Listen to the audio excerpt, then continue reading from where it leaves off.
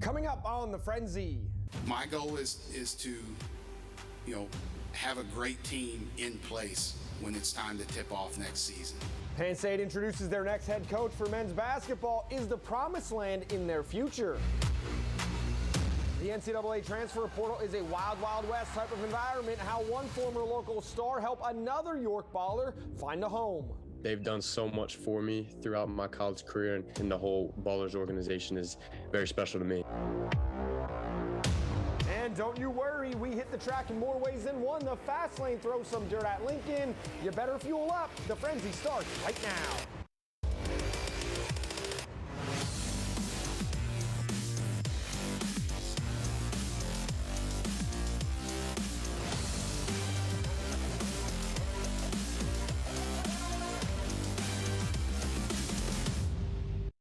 Welcome into the Sunday Sports Frenzy. We got a great show lined up for you tonight. Alex Colley talks a little Penn State spring football and also the NCAA transfer portal. Lindsey Barna hits multiple tracks to bring you the best racing action, but we start on the ice with a big moment here at Fox 43, our first Hershey Bears telecast of the year. And for that, we go to Todd Sadowski, who was on the call. What a thrill ride it's been to get the Hershey Bears on Fox 43. I feel like I've been on Sky Rush 3 consecutive times, and the Bears deliver with a thrilling finish in the first broadcast on our station. Connor McMichael, the youngster, clutch once again. And shoots and scores! I'm happy Coach puts me out there in those big situations like that, whether we're up a goal, down a goal. It seems he trusts me, so that's something I've been working towards in my game, and just being in big situations, and actually made a great play at the blue line to give me that puck, and thankfully it went in. And to a man, all the guys on the Devils bench are just shaking their head going, that guy again? It was not looking good, and then all of a sudden puck's on his stick. Axel makes a great play to keep that puck in, and he even gets slashed in the process. We're going to go on the power play, but he ends up finishing that chance. So it's another big goal, just added to the list this year of the moments that he stepped up big for us. Janssen, Fialbi to Pino, skipped ahead, empty net to seal it. Yes, sir! I think it's similar to the 6-2 win we had against Lehigh, which wasn't a great game either, but got to find a way to win, which we did today, so at least that's good. And the chocolate and white will pick up the 2 points, an empty net goal to seal the win in Chocolatetown. Like any good team, we'll check the tape, we'll make some improvements, we'll be even better next week as the Bears play again here on Fox 43 against the Baby Penguins. Reporting from the Giants Center, Todd Sadowski for the Sunday Sports Frenzy. As spring football continues for the Penn State Nittany Lions, the PSU players are getting to see what Mike Yursich's offense is all about. For the second straight offseason, Sean Clifford and company are learning a new offense under new offensive coordinator. Clifford is known to be a fiery leader under center for PSU, and it sounds like he has an OC to match. It's really just every single day, just the way he talks, the way he commands a room. He's not a thermometer, he's a thermostat. When he walks in, he changes the temperature of the room, and it inspires me as well as a leader to learn from that. One of Clifford's favorite targets is Jahan Dotson, and if you saw him play last season, well, you know why. Many were wondering if the wideout would head to the NFL, but a meeting between Jaquan Brisker, Tariq Castro Fields, and himself led him back to Happy Valley for at least another season. We just kind of talked about how Coach Franklin always preaches championship habits and the standard of Penn State football, and we felt like last year we didn't meet that standard, and we wanted to be those leaders on the team who set the standard for years to come. And in those years to come, Penn State has announced a few non-conference foes. In 2024, PSU will host Kent State. In 2026, it's the We Are Bowl, as former PSU assistant coach and new Marshall head coach Charles Huff will bring the Thundering Herd to Happy Valley. That same year, Penn State will also welcome San Jose State to town. Elite, that is where Penn State basketball dreams to be, and they have a long way to go to get there. This week, they introduced their new head coach, Micah Shrewsbury, and he has his work cut out for him. The fit is the most important thing. I don't think you can go for the quick fix sometimes. or what's easy. Make no mistake about it, winning at Penn State in hoops will not be easy. For Shrewsbury, he said recruit Philadelphia, Pittsburgh, and Harrisburg as a base, but the key is to find the right type of guy. But we also want guys that are 2 feet in for Penn State, that bleed Penn State, that believe in this, that believe in our vision. And when we have that group, we're going to have a special group, and we're going to do some fun things together. That could be a problem. Most of last year's team is in the transfer portal. One of those players has committed to coming back. Yes, coach is recruiting not only high schoolers, but the current roster as well.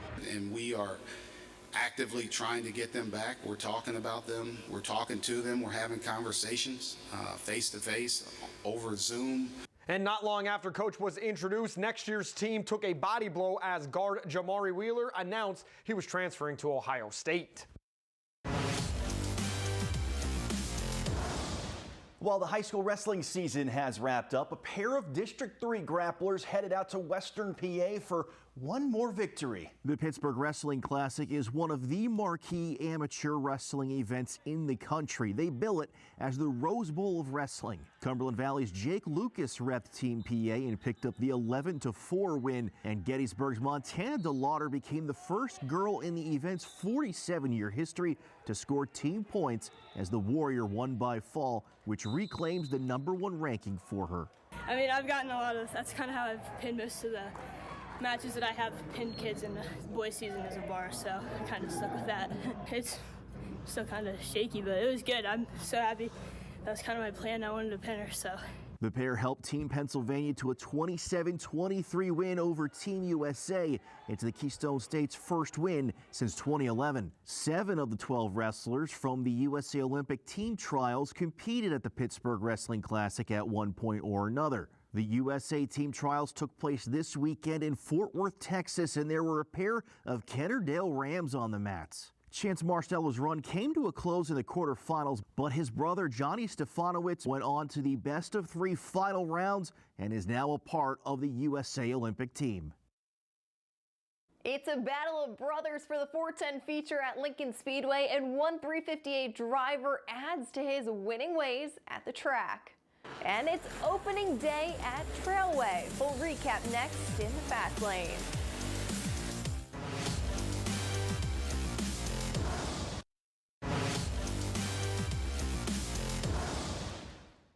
Welcome back to the Sunday Sports Frenzy. Happy Easter.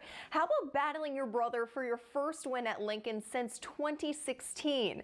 Billy and Danny Dietrich go 1-2 at Lincoln, but it's nice to have staggered starts because we kick things off a few miles down the road at Trailway. They kick off their 2021 racing season with a stacked Saturday afternoon. Nothing but blue skies to kick off the season at the 1/3 of a mile track. Trailway hosts 5 divisions. 2 B mains for the Central PA legends Sean Abney, Lincoln Kirchner, and Brett Marquis qualify in the first, and a 3-way battle the entire time in the second.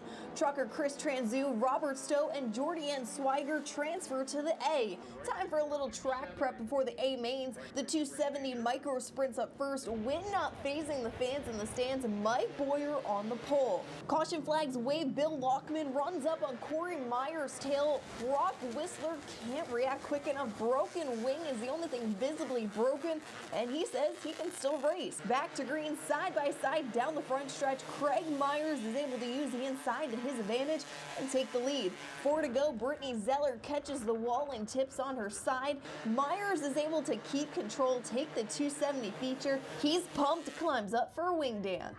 Rodney Westhafer leads the 600 micros to green with 5 to go from the 5th starting spot. Bradley Weber takes the lead as smooth as ice to the checkered. Sean Groft on the pole. Travis McClellan instantly takes the lead away. He fends off 2 cars for the Central PA Legend feature.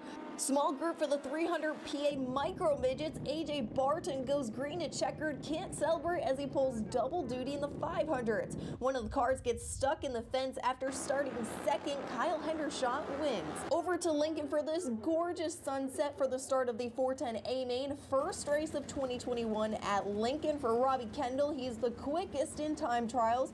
We go 22 laps without needing a caution. Billy Dietrich was pulling away from the field. Danny Dietrich passes Chad Trout for second and starts to hunt down his brother. Billy sticks to his lanes, holds off Danny.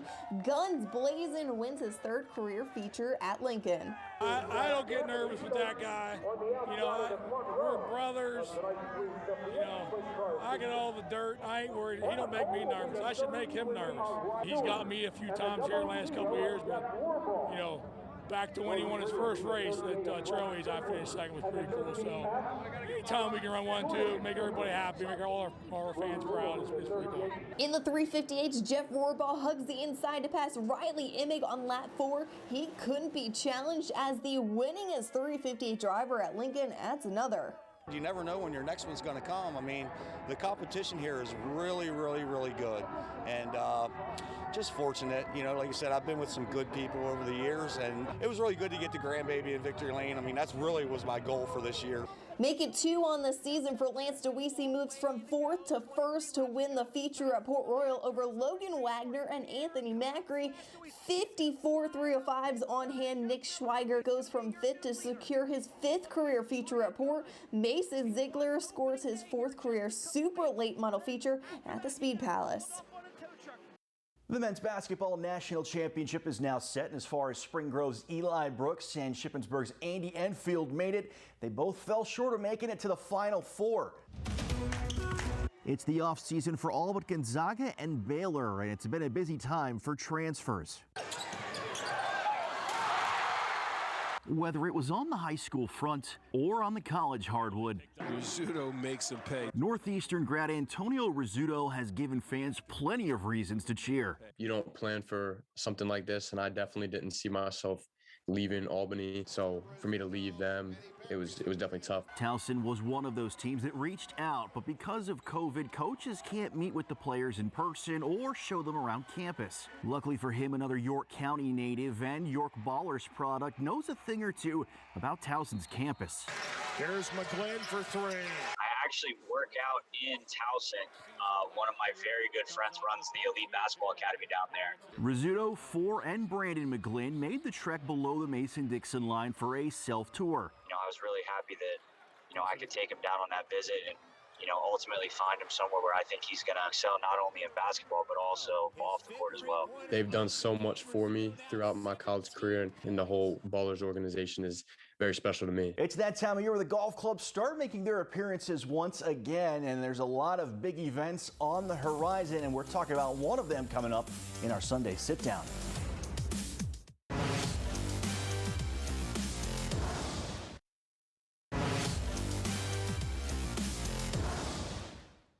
Welcome back to the Sunday Sports Frenzy. When the USGA has a major event to hold, they go to MSG Promotions to handle everything from ticketing to corporate marketing to volunteer participation. And who heads MSG Promotions? None other than Lancaster Catholic alum Mimi Griffin. She is in charge of the 2022 U.S. Senior Open at Saucon Valley, and Lehigh Valley Business has recognized her as one of their 2021 Women of Influence, and she joins us here on this week's Sunday Sit Down.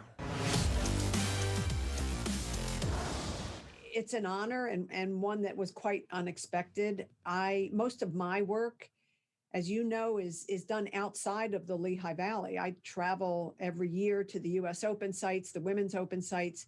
And so to have that kind of recognition at home is really a treat and a surprise. And I wish that I had more business locally, but I don't. That's why the Senior Open, when it comes to Saucon in 2022, is such a benchmark for me, because it's my one opportunity to really give back to the community and try to make sure that we can squeeze every bit of value for the area, not just the Lehigh Valley, but central Pennsylvania and all of Pennsylvania, because the eyes of the world will be on us for that brief moment in time.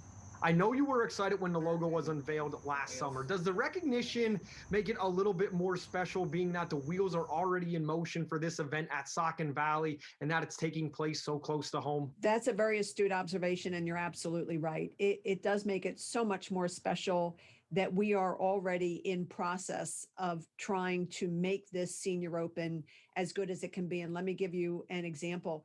we launched our volunteer recruitment January 4th with the Saucon members. And they had an exclusive period for a month. And then we went to USGA members and other affinity groups for another month. And then we opened it up to the general community. And we are, in less than 4 months' time, we are within 200 people of being completely closed out of our 2,000 volunteer positions. That's unheard of. And that speaks to this area, this region, and the way they embrace events like this. But it also speaks to the way the folks here in the Lehigh Valley embrace the opportunity to put their best foot forward when they have the opportunity to do so. You are a Lancaster Catholic alum, and you've been very successful at every single level throughout your career with what you have done. Calling games for ESPN, Women's Basketball Hall of Fame, and calling a men's game for CBS in the NCAA tournament. What advice would you give to young females out there who want to pursue a career in the sports industry? You know, Andrew, the first thing I would tell any young woman that is interested in pursuing this industry, this field, is don't settle. This is a very difficult industry to break into, but I would tell them never settle for something that you are not passionate about. Do not work for a paycheck. If you go after what you're really interested in and what you're really passionate about, everything else will follow. Success will follow because you're going to feel like you're never at work. It will be so enjoyable. And then the money will follow that because you'll be so successful. So whether it's a young woman or a young man that's interested in this field, I would say don't ever settle. For young women in particular, always keep in mind that you do belong. You are in the place that you should be, and you are every bit as good as any of your counterparts, male or female. So just go after it and don't let any self-imposed obstacles hold you back. I love the Wayne Gretzky saying that you miss 100% of the shots that you never take. So don't be afraid to take those shots. That's exactly the way that you will find the right path for you to be successful in the field that you choose. The Senior Open at Saucon Valley in 2022 is going to be a great event. You can find this and all of our Sunday sit-downs on the web at fox43.com/Frenzy. When we return, it is time for the Frenzy 5 and our 5 favorite moments from the weekend sports. You know we're going to kick up some dust. Don't go anywhere. The Frenzy will be right back.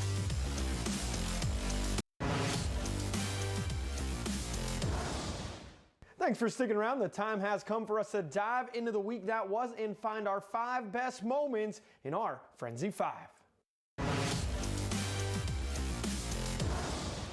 For my Frenzy 5, the Millersville baseball team aren't the only ones on campus that can hit the long ball. The Ville took on Shippensburg to end their week, and they certainly were anxious to get going. The Marauders hit not 1, not 2, not 3, but 4 home runs in the first inning on their way to a 6-1 win. Shippensburg and Millersville went on to split the 4-game series.